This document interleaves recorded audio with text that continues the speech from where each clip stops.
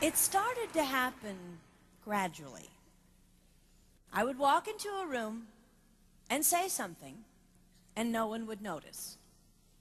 I would say, "Turn the TV down, please," and nothing would happen. So I would get louder. "Turn the TV down, please." Finally, I would have to go over and turn the TV down myself. And then I started to notice it elsewhere. My husband and I had been at a party for about 3 hours, and I was ready to go.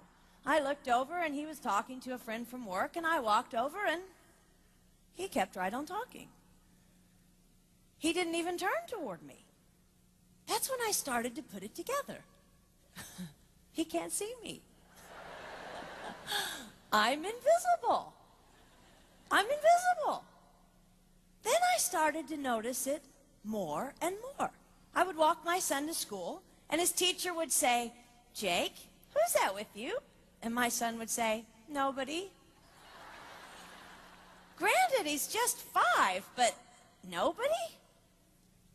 One night, a group of us gathered, and we were celebrating the return of a friend from England. Janice had just taken this fabulous trip, and she was going on and on about the hotel she stayed in.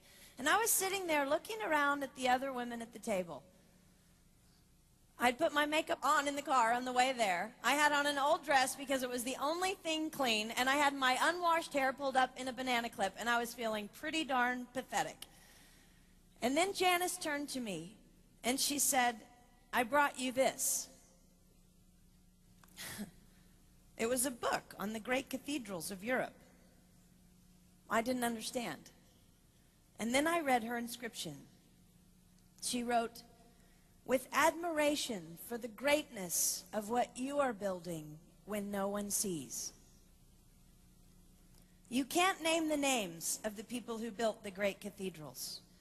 Over and over again, looking at these mammoth works, you scan down to find the names, and it says, "Builder, unknown, unknown, unknown." They completed things not knowing that anyone would notice. There's a story about one of the builders who was carving a tiny bird inside a beam that would be covered over by a roof. And someone came up to him and said, "Why are you spending so much time on something no one will ever see?" And it's reported that the builder replied, "Because God sees." They trusted that God saw everything. They gave their whole lives for a work, a mammoth work, they would never see finished. They showed up day after day. Some of these cathedrals took over 100 years to build. That was more than one working man's lifetime. Day after day. And they made personal sacrifices for no credit. Showing up at a job they would never see finished, for a building their name would never be on. One writer even goes so far as to say no great cathedrals will ever be built again because so few people are willing to sacrifice to that degree.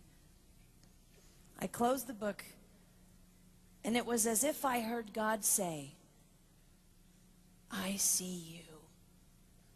You are not invisible to me.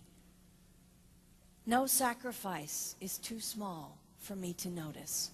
I see every cupcake baked, every sequin sewn on, and I smile over every one. I see every tear of disappointment when things don't go the way you want them to go. But remember, you are building a great cathedral.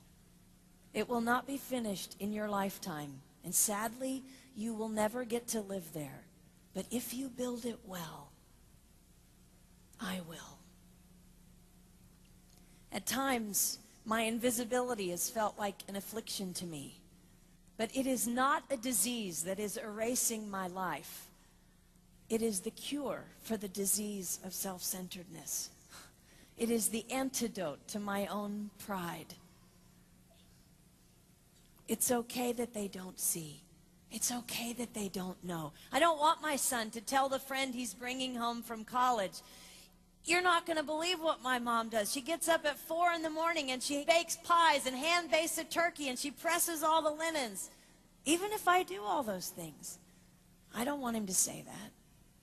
I want him to want to come home. And secondly, I want him to say to his friend, you're going to love it there. It's okay that they don't see. We don't work for them. We work for him. We sacrifice for him. They will never see. Not if we do it right. Not if we do it well. Let's pray that our work will stand as a monument to an even greater God.